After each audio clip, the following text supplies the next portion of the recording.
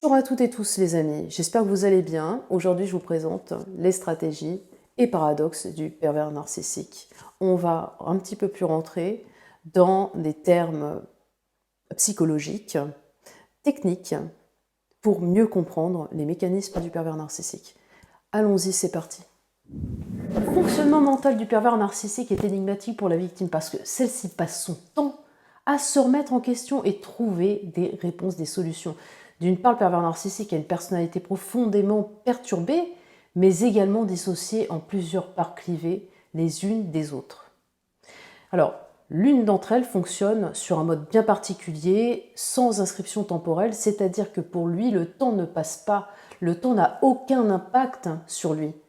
Alors, il peut revenir dans votre vie après une lointaine rupture, après un long silence radio, après un no-contact avéré total, refaire surface et faire comme si rien ne s'était passé.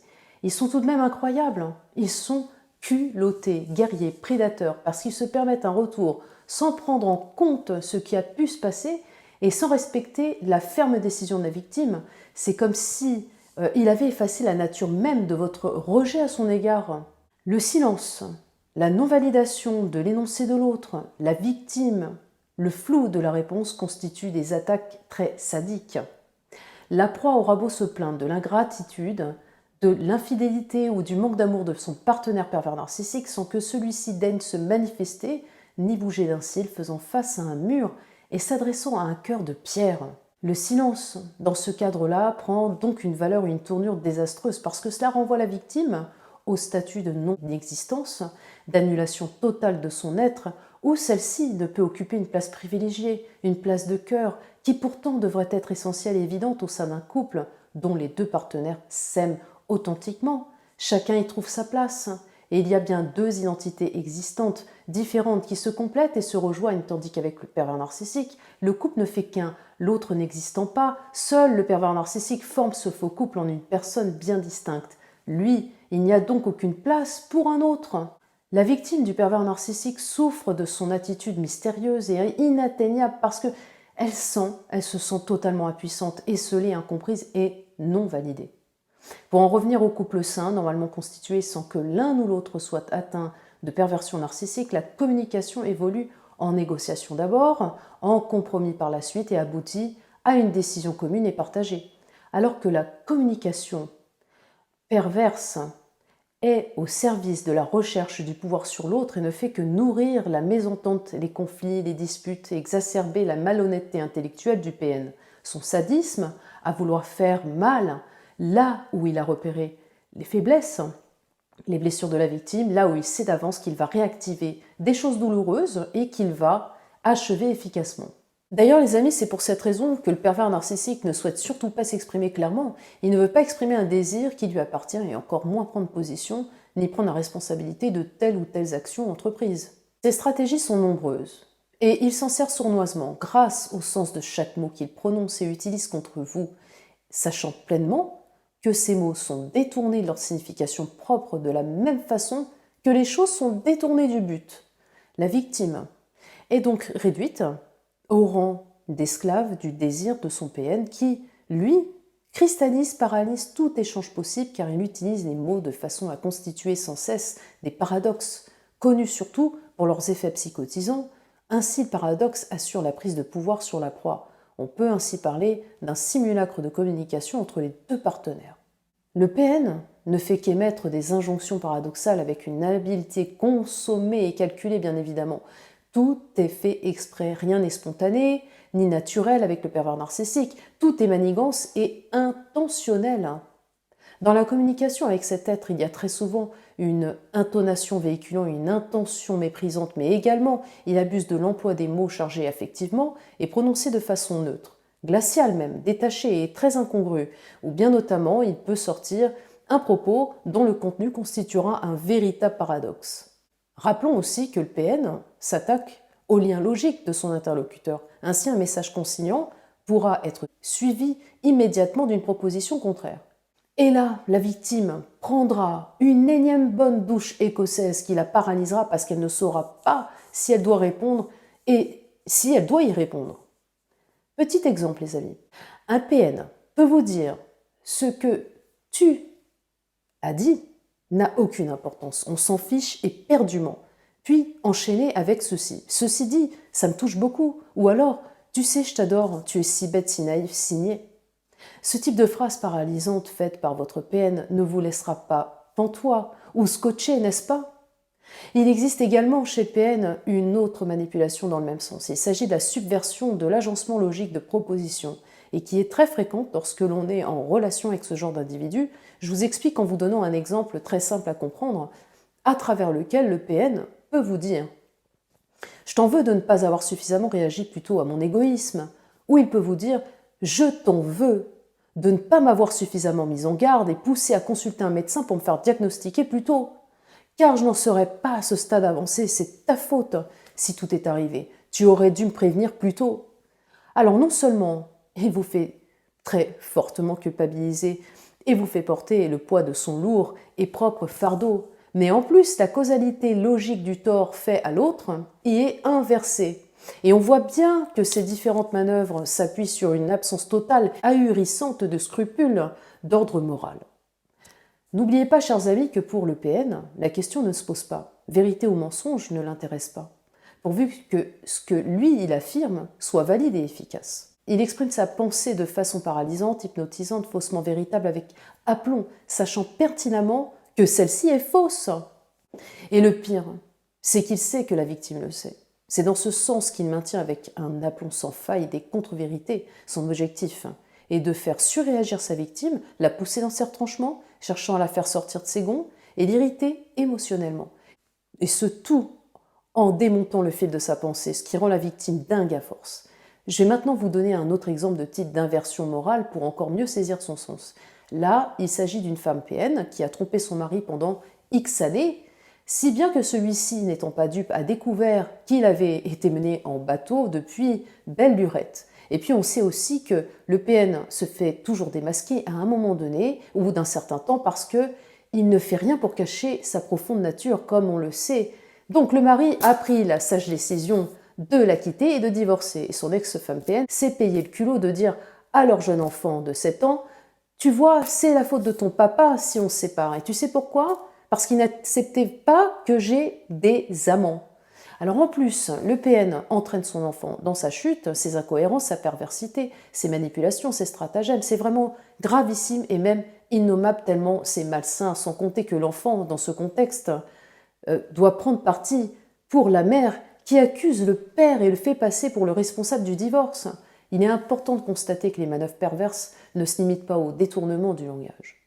D'autres types de paradoxes jouent sur la gamme des messages non verbaux, par exemple lorsqu'il s'agit de mise en scène désarçonnante dans laquelle le PN se positionne avec des attitudes inadaptées à la circonstance. Pour quelles raisons se comporte-t-il ainsi? C'est pour vous déstabiliser, vous mettre mal à l'aise, vous perturber de telle sorte à provoquer l'impossibilité de vous adresser à lui de façon adéquate. Le but, c'est de provoquer en vous tout un arsenal d'émotions intenses et anarchiques qui peuvent partir dans tous les sens.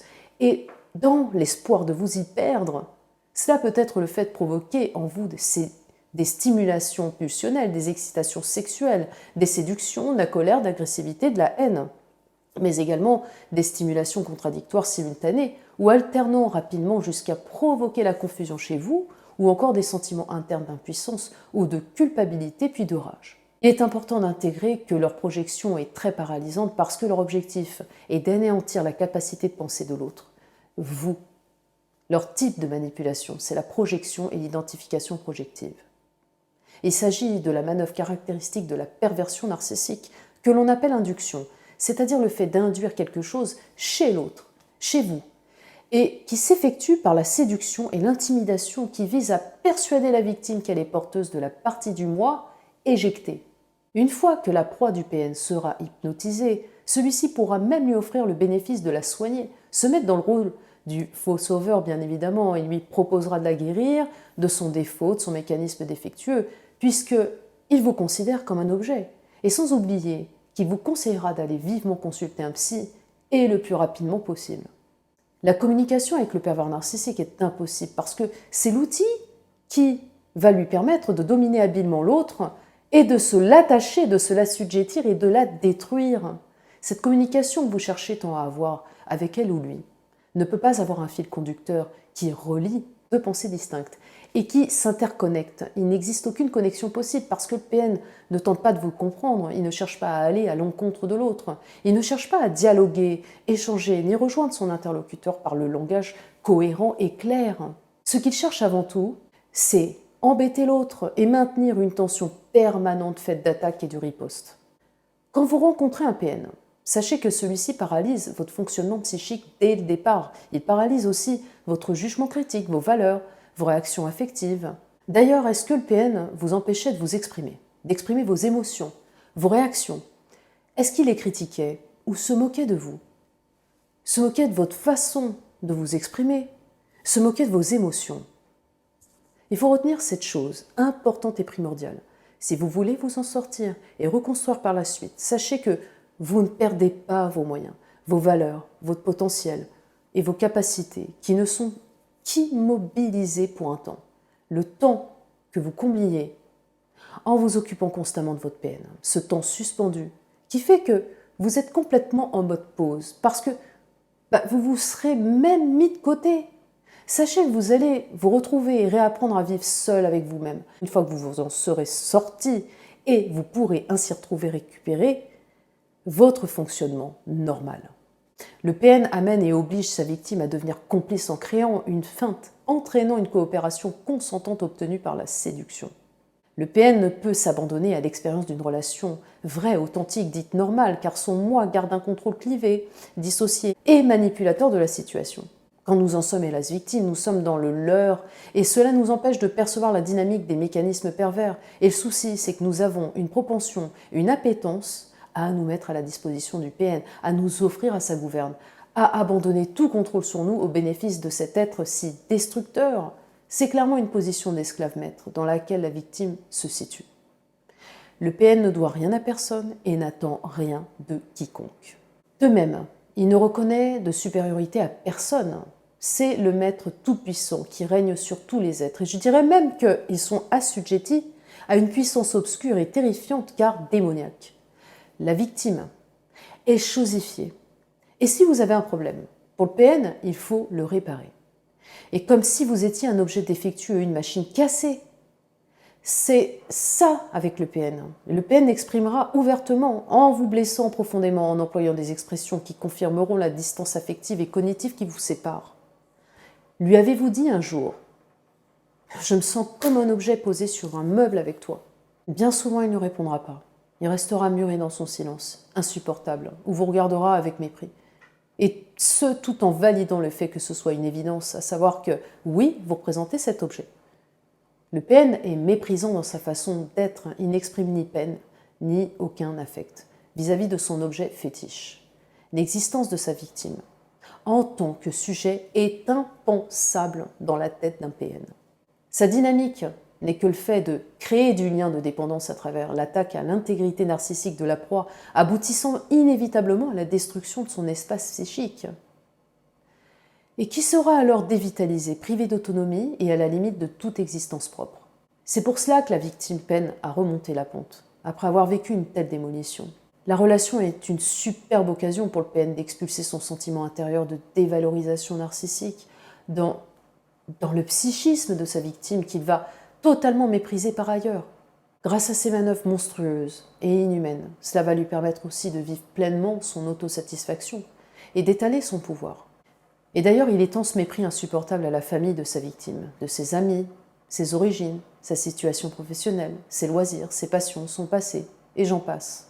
Il étend ce mépris à toute attache que vous avez et dont il veut se débarrasser afin de vous isoler, afin de jouir pleinement de vous, de parfaire sa chosification pour encore mieux vous piétiner, vous écraser, vous utiliser et vous détruire.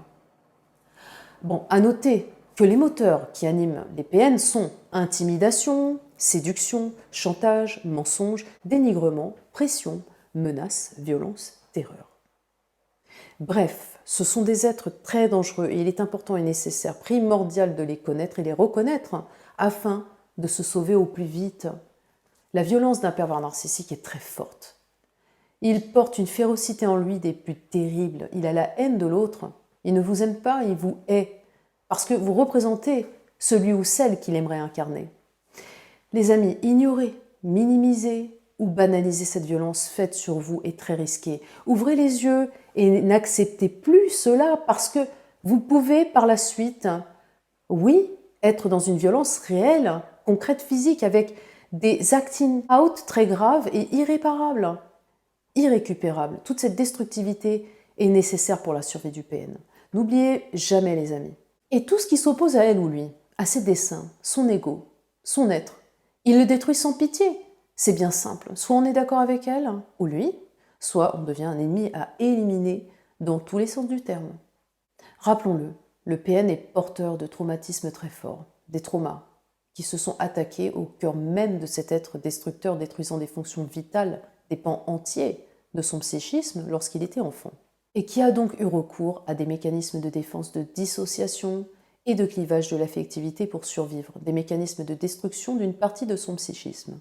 Et par la suite, il n'a eu d'autre choix que de développer des relations perverses au sein desquelles il mentira, dissimulera, manipulera, dénigrera, s'inventera des vies, utilisera des mises en scène, jouant constamment avec l'humain jusqu'à le détruire.